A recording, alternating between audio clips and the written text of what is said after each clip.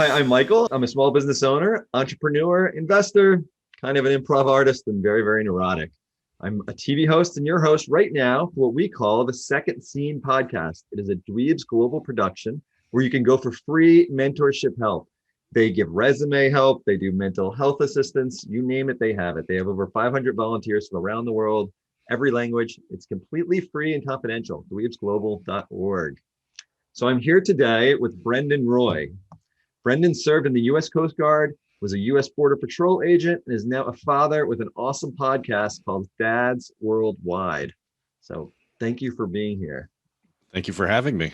I just got to say that Dweebs Global, that what they do, I mean, free mental health assistance alone, unbelievable. That's huge. That's huge. It's a very cool organization, and Yeah. It's got some great people running it and some wonderful volunteers. So that's awesome. Yeah, if you're interested in helping out, reach out to Nathan afterwards. I could make some people laugh, but I don't know what I that works. Yeah. So did you dabble in comedy or anything? Was it Oh, no. I love comedy. My brother and I ever since I could remember, we've been watching stand up. Never got urged to try it yourself? Oh, no, I'm awful. Oh, no, I'm awful. I wouldn't be any good at it. You know, you got a welcoming presence though. I'd assume that I do improv. I never thought I would do any sort of comedy, and just taking the classes and being involved in it, it's so much fun. It's awesome. So have you done stand up? I have not done stand up, but I'm thinking about taking some classes. Yeah. And that's I mean, I see the allure, and I do. I did theater when I was in high school and stuff like that, and I loved it. I loved being on stage. I loved, doing that type of stuff. But I don't know if I was any good at it. So, I still don't know. And I don't have the time. So it's just with three kids in the house, and it just doesn't come. I get you. I still don't think I'm very good at it, but I have so much fun doing it. So yep, I don't really care. Yeah, there you go.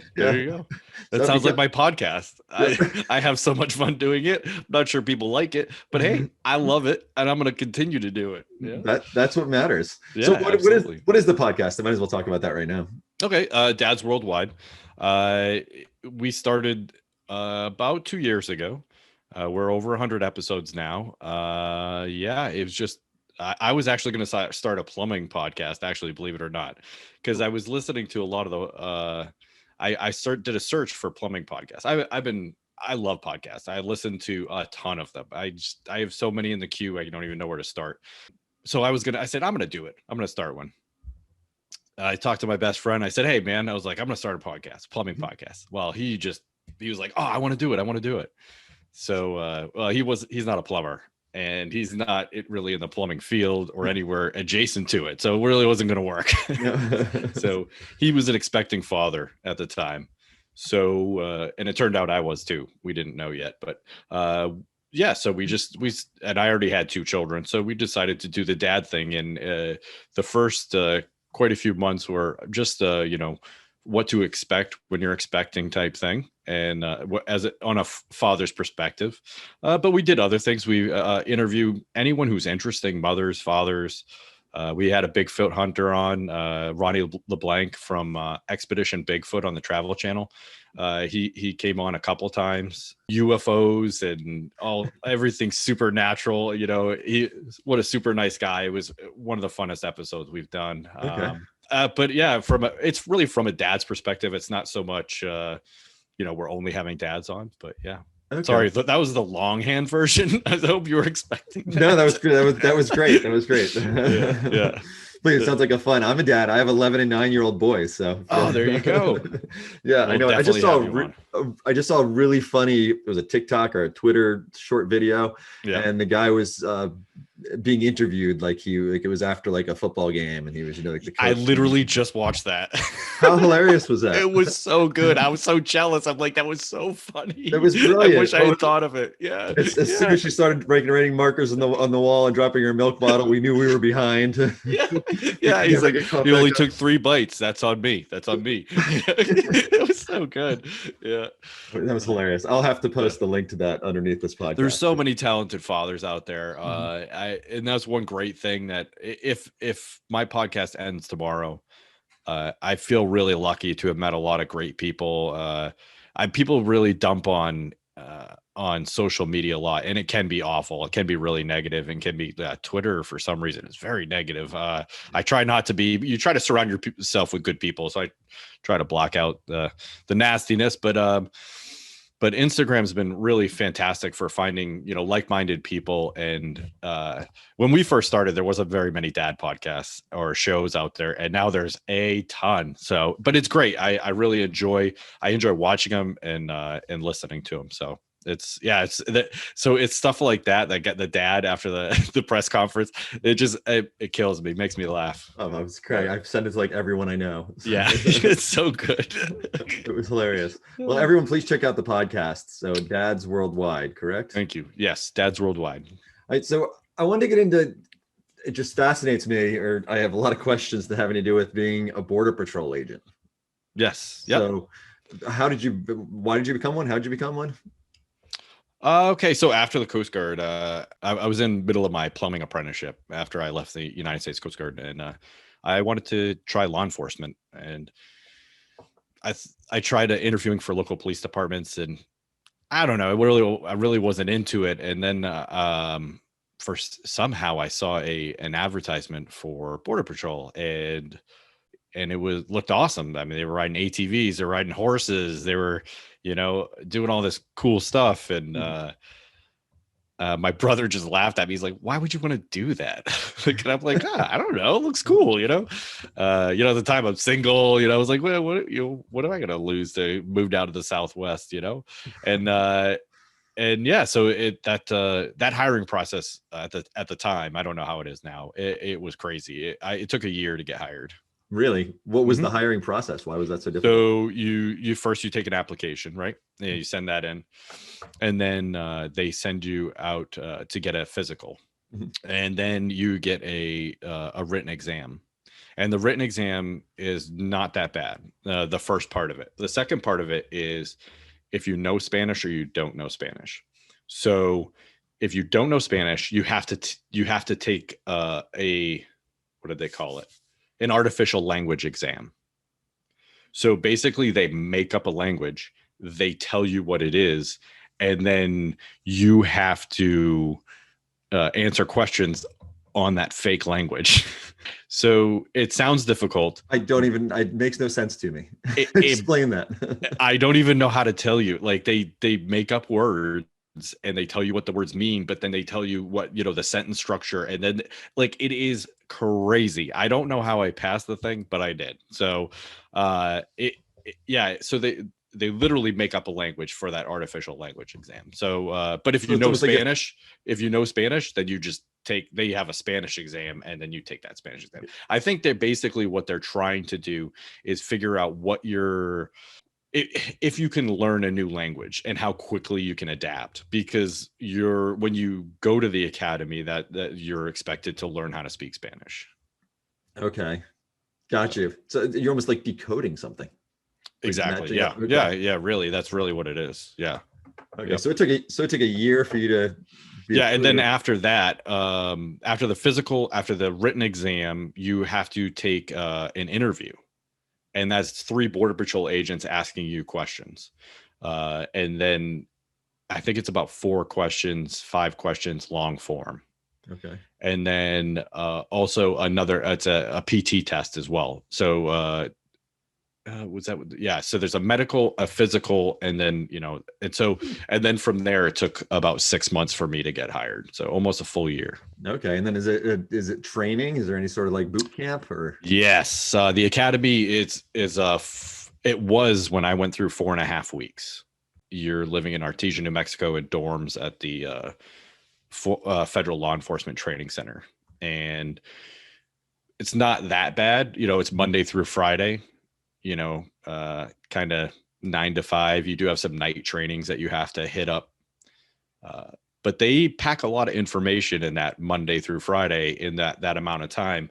You're studying at night, especially I'm learning how to speak Spanish. The native speakers have an advantage because they don't have to necessarily learn, they're not studying that. Whereas I'm studying Spanish, studying immigration law, studying applied authorities as far as what you can and can't do on the kind of civil law type thing. So I'm studying it all, and and the native speakers don't have to do as much when it comes to that. So Got you. Yep. Got you. All right. So then you get hired and then you're doing border patrol. Were you driving around the cool off-road vehicles? And Yes. Well, so my first assignment was down in Alamogordo, New Mexico, where it's a checkpoint station. There's 2 checkpoints. It's about 75 miles north of the border. And I'd love to tell you how many cars go through there every day, but I do not remember. But there's a lot. It's crazy. So if you're coming north from El Paso or east from Las Cruces, New Mexico, then you're hitting these checkpoints. And basically what the interior enforcement is doing is trying to, whatever they missed at the border, you're going to be getting there. So what we got a lot of, drug loads, you get a few smuggling loads, even people trying to go around the checkpoints, that type of thing. So this is more people coming in on cars. This is people, and they're mostly going through the checkpoints, or they're just trying to. Yeah. So basically, they've already snuck over the border. Oh, so they didn't go through any first checkpoint. They went around. No. Chances are that they made it through the front line, and they've made their way north. The smuggler has got them north. So yeah, they came through on the train, or something like that. So what was the majority of the people you stopped? Were they drug dealers? They just people trying to come? Were they? Oh, I mean, 99% of people are they're commuters from El Paso to Alamogordo or Las Cruces to Alamogordo. They're, that 1%, and I'm throwing out figures, but it's just very few. We got drug loads. It just wasn't a significant amount. Whether or not we missed a bunch that you don't know, or you don't know what you don't know. Right. And then we still get human smuggling as well. So got you. Yeah, I know everything you're saying is kind of anecdotal to an extent because it's what your experience was. So absolutely. Great. Yeah, this is my experience. This is not Border Patrol telling you. Yeah, so my opinion alone. This is all solid proof. Yeah. You can see these stats. Sure. We're gonna solve the border crisis by talking to you today, and we're gonna no. Was a lot of families coming across? Was it a lot of just as far as illegally? Yeah, as far as illegally. Yeah. It's a mixture. But I would say it's mostly adults, and they're not necessarily family units, and most of them just want to go work. They don't. But right. I have caught a lot of people that also, drunken disorderlies and assaults, murder, pedophiles, rapists. So I've caught these bad people too, so but I would say the majority of people, they're really just looking to go work. Got you. How do you know who to stop? How do you know who's made it legally through the first checkpoint and who hasn't? So anyone coming through those checkpoints has a stop. You have no choice, and you get asked if you're a U.S. citizen or not. If you evade the checkpoint, then we're coming after you. There's always chase cars available, and unless we're super busy, we're gonna find you.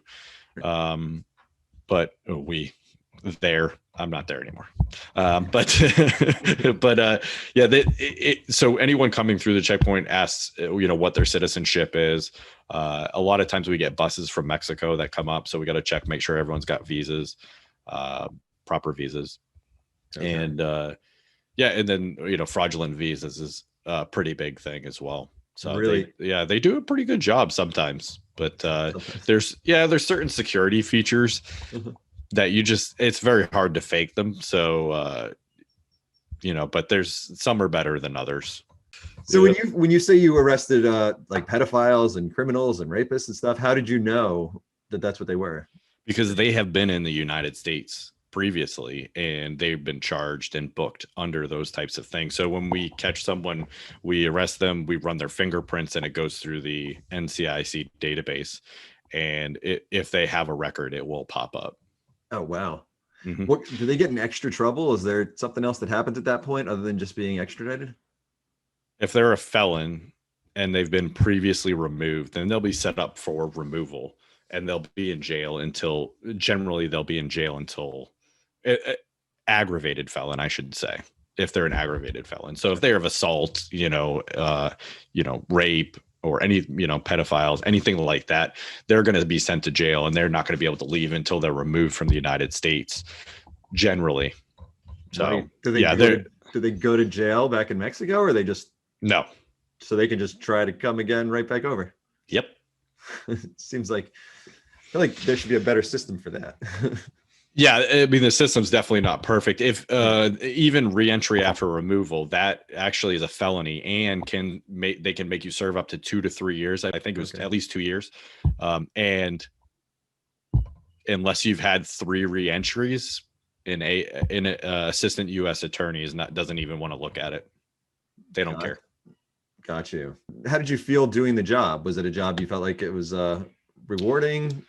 Sometimes, I guess, it's a good answer.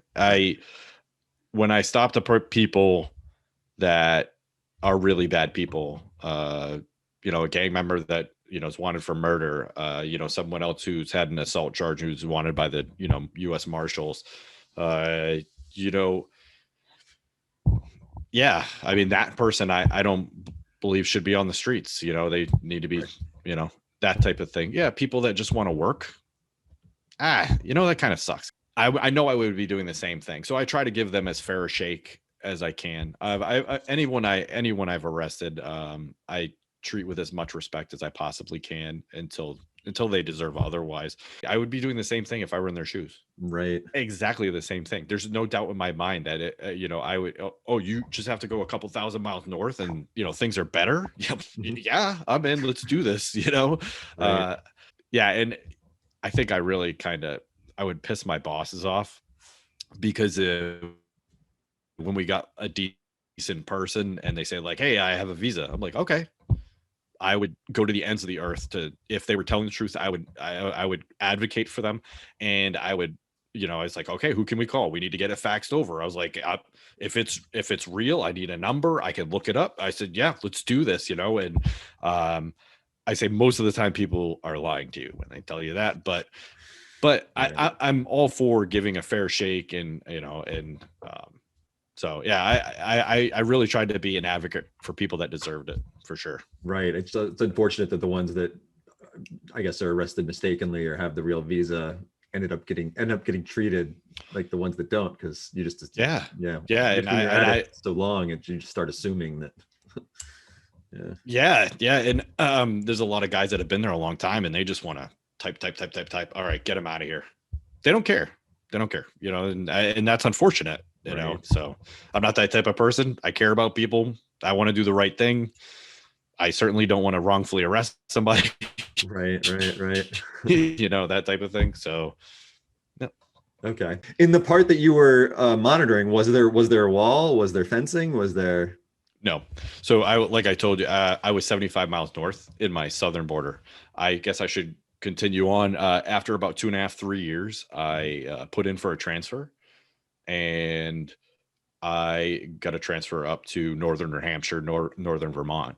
So, and I spent the rest of my career, what ended up being the rest of my career, up there. And yeah, and even there's no borders, there's no walls. There's a couple of fences that you can hop over, but there's nothing.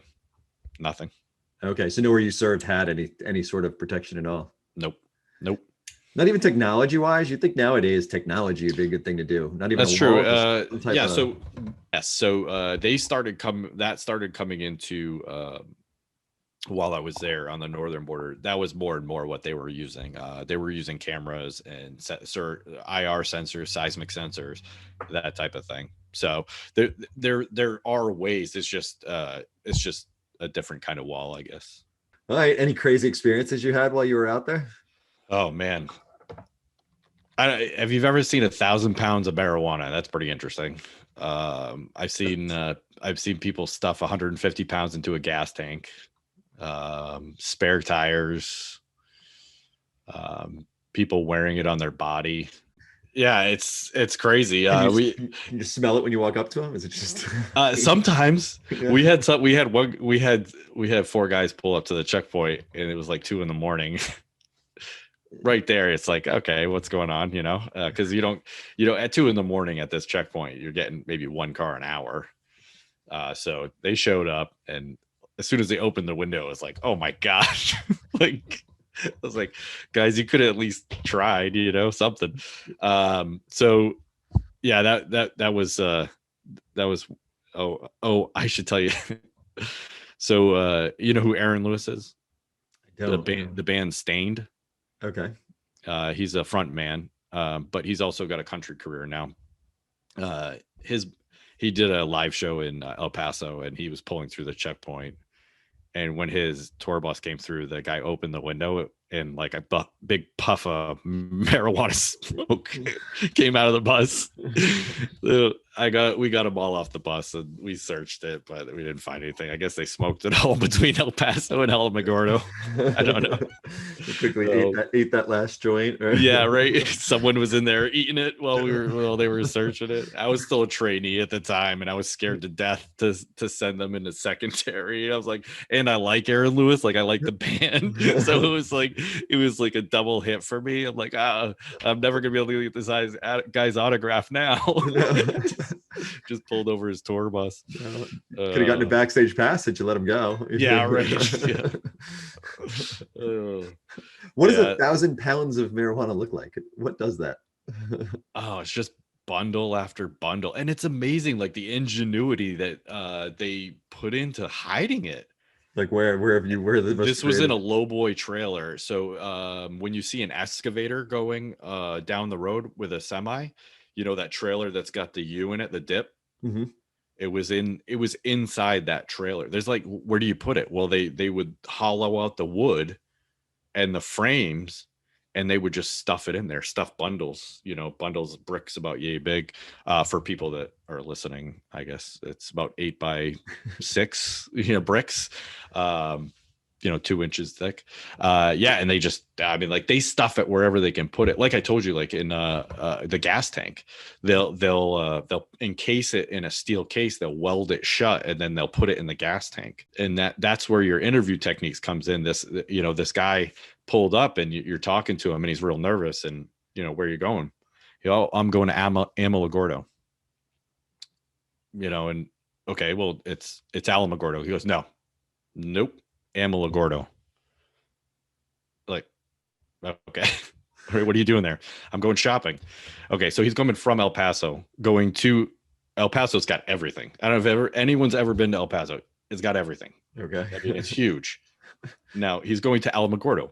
A town of like 30,000. It's got a super Walmart. It's like, that's it. It's like, you're going shopping? Yeah, I'm going shopping. And he wouldn't break from the Alamogordo. He was insistent that it was Alamogordo. So it's one of those things, when they train you to go through the checkpoints, they hammer you like, do not break from your story. Like, you stick to it, because as soon as you change, like, that brings in more suspicion. So he just wouldn't break. And then we had a dog, run on the vehicle, and it hit. So yeah. And then from there, you have cameras that can look in the gas tank while there's gas in there. That was pretty cool. Yeah.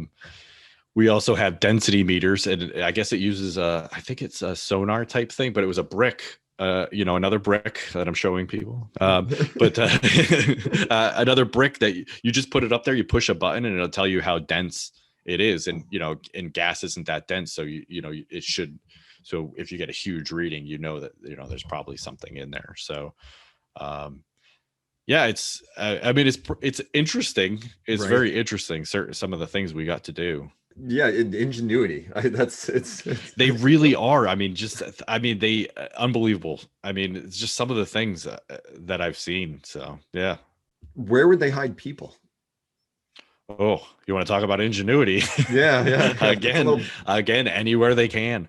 There's pictures out there where, you open a glove box and you see someone's face, and it's not a joke. That's what they'll do. They'll hide people in dashes.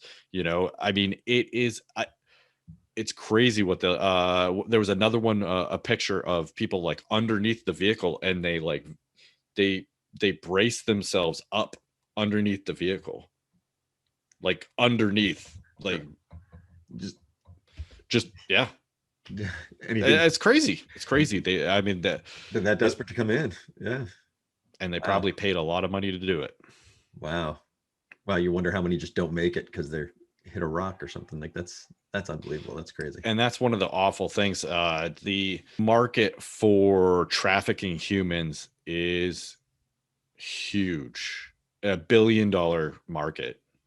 And yeah, a lot of people don't get it. Women get raped, and beaten, and a lot of times they get left in the desert in cars and blacks of trucks. It's awful. It's awful. These human smugglers, human traffickers, are absolutely horrifically disgusting human beings. A lot of them. So yeah. Gotcha. They're just they get the money and then they just don't care. Yeah, they don't care what happens to you. They got their money. Yep. And if you flip on them, they'll hurt your family. Oh wow. Yeah, I mean, a lot of the cartels are doing it as well. They're running human trafficking rings. So Really? Is that mostly women that they're trying to bring into? no, it's not just it's not just sex traffickers. It's also just human smuggling, because they can charge you $10,000 and they'll like, I'll give you 3 tries to make it over. We'll get you over in 3 tries at least. And if your 3 tries are up, then you got to pay again. Wow. So yeah, it's amazing. You just talk to the people and you're like, hey, yeah, how much did it cost to come over? Oh, $5,000. And he got caught. I'm sending him home. They're going to try again tomorrow. And it's different it's much different on the northern border. On the northern border, they've, whether they came, I've arrested, keep in mind, people from Belarus, Moldova, Mexico, Brazil on the northern border. So it's not just the southern border, but what they do is they go on vacation to Montreal, air quotes, and they find their way to the border, find a place to cross, jump over the fence. That's it. Yeah. Was there any false positives with the dogs? The dogs ever make mistakes? Oh yeah. Yeah. Oh, yeah? Yeah. I mean, they're not perfect by any means. They're not perfect. And it depends on the handler a lot too. I mean, I pulled over Aaron Lewis's tour bus and I could smell weed like it was going out of style. And the dog that ran that bus said there was nothing there. That could have been the trainer just not wanting to find it. Could that have been? I would agree with that statement wholeheartedly. It was 2:00 in the morning and he was probably missing his nap. Yeah. So. Is there anything about the Border Patrol you wish the general public had better knowledge of, or? So with this whole child detention thing, this year, last year before, they get accused of being pretty awful people, and I'm obviously biased, but I know a lot of them. I know a lot of Border Patrol agents, and a lot of them are fathers and mothers, and they're family people, and they're not the awful people that are they're being portrayed as. So I do feel kind of bad for that, that they're being portrayed like that. They're not, a lot of them, and they say that they're racist and that type of thing, which doesn't make sense. I mean, if they only knew how much of the Border Patrol was Hispanic, it's just absurd. It's totally absurd. Gotcha. I wonder why that comes across, why people think that then. I think it's a political thing. I think it's just an easy way to, compare them to Nazis or something like that, Right. Just easy. Yeah. I guess I always kind of thought it was Border Patrol agents are doing what they're supposed to do as far as what they're being told to do. They're, they have people in command and they're being told to do certain things. Just like any other job or anything out there, you're going to have your bad seeds. You're going to have. Oh yeah. There's nothing you can do about that. Right. And with a law enforcement agency that, is 25,000 people deep. I mean, the odds are that you're going to have an awful person in the ranks. Yeah, of course.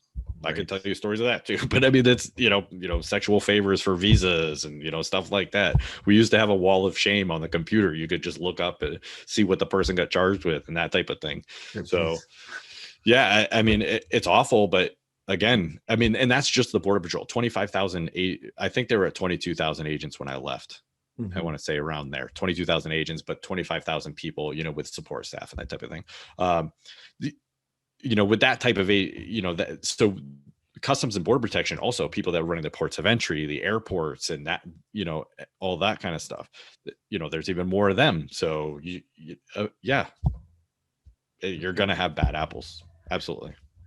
I mean, you hear right now, I hear on the news and I hear from my friends down in Texas, oh my God, the border's worse now than it's ever been. But it seems like it just keeps repeating itself. The reality is it just gets really bad at times. And this is probably the same bad that it was 3 years ago or 2 years ago. It's almost like seasonal. Or is it worse now? Well, I mean, it's worse now than it was a year ago. Right. Is it worse now than it was when Trump had that influx, or when I should say the Trump administration, not him personally, but right. but when the administration had that, or when the Obama administration had that influx, I don't know. I mean, I'd have to look at the numbers, but it's bad. It's definitely bad, and we don't have the room to house all of those people. But if you tell them that if you tell human traffickers that you're not going to charge certain people, you're just going to let them into the United States, then they're going to start bringing people. Right. They're making money. If they're getting you across and you're staying, they're making money. They're more than happy to do it. Right. And I guess when news gets out that no one's being charged and there's no consequences, then yeah. Right. And that's a lot of times what they would do is they would find out that we were not charging people in a certain area of Texas. So they would move all their operations to Texas. And then they find out, oh, they're going to start charging people and people are going to be held in jail, but not in Arizona. Oh, they'll move to Arizona. They're not stupid. And, these people have, like I said, the wall of shame, right? They've got snitches. So. Right. They're incredibly on top of it, which is wild. They're good at what they do.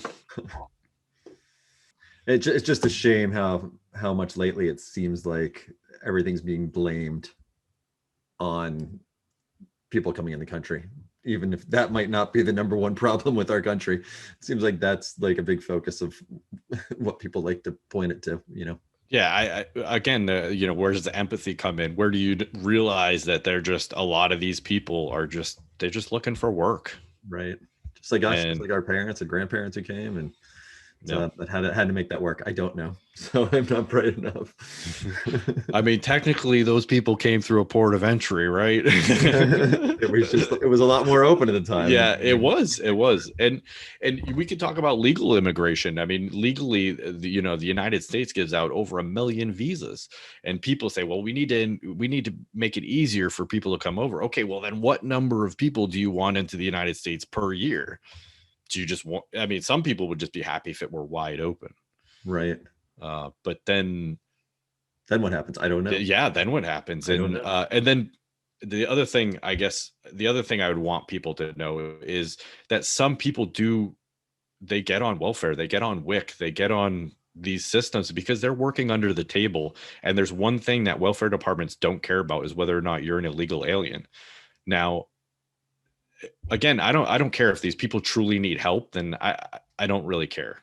However, people that are saying that, no, they don't, they can't collect that. They don't know what they're talking about. I've seen the cards. I've seen, the mass health cards. I've seen it. So you can't tell me that they're not collecting. I know they're collecting. It is a thing. Now, not everyone does it. Not everyone comes here just to get on WIC and get on welfare. I mean, because let's be serious, it's really not that much money. Right. But these people are working under the table, so they have no income. Right. I mean, they kind of have to. They have to find a way to make it. And absolutely make it work. Yep. Well, thank you so much for coming on and talking about all this. It's my pleasure. I think I learned a lot. I think I'm more confused than I ever was. Yeah. In a good way, because you gave me a lot to think about, which was good.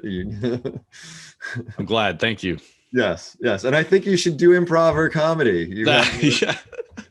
You always have a Seth Rogen laugh. You haven't been told this. Oh no, I haven't been told. There's something about your voice. You have it's a slight sound of Seth Rogen to it. But anyway. I don't know if I should be insulted or no. He's great. He's great. He's hilarious. Yeah, he is. Yeah. But thank you again. I want people to check out your podcast. So it's Dads Worldwide. How can they easily find it? Oh, anywhere you can get podcasts, we're gonna be there. And if we're not, tell me because I want to get there. And dadsworldwide.com. It has all our information there. Okay, perfect. Yeah. Perfect. Well, thank you again. Again, this has been Second Scene. It's Dweeb's Global Production. You can go there for free mentorship help. We have over 500 mentors, anything from mental health to resume writing. They have it for you, dweebsglobal.org. And you were saying you didn't know what you could do. Everyone can be a help. Anyone can help. I'll help you navigate the immigration system. There you go. Yeah. That's a huge thing. The best places to cross. What are we gonna? Yeah. Oh man, I think I get in trouble for that one. Right.